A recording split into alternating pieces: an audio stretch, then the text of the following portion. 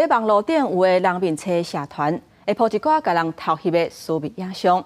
即阵有网友就发起检举甲抵制，不过卫福部嘛鼓励受害者会当主动来申诉，因才会当赶紧要求甲这影像紧摕落来。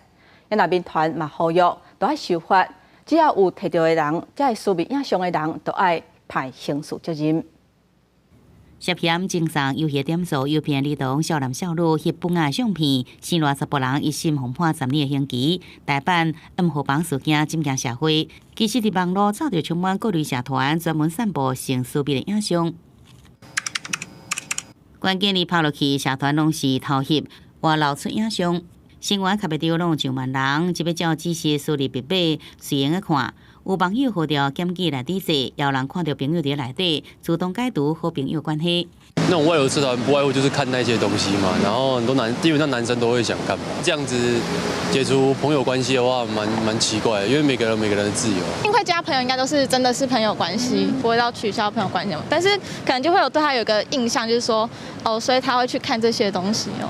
为少私密的影像无经过同意，互人翕落来，甚至被散布，经由社团连接到第三方平台。卫福部讲，只用被动来要求影像改摕落来移除，因为这类的网站提供的内容真多元复杂，唔是全部拢违法。若要盗撮影像，搁再外流出来，就要启动属人主动申诉来报案。民众检举，他顶多就是做移除，可是还有 B 啊，还有 C 啊，一直反复有很多要被查，一定是有一个这个犯罪的事证。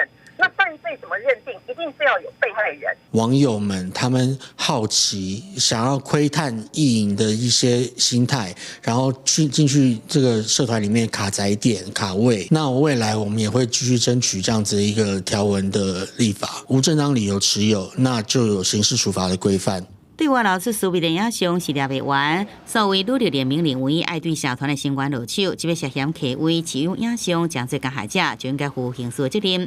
卫福部也成立性影像集中处理中心，用伫线顶提出申诉了后，将会通知平台来解移除加检警联手调查。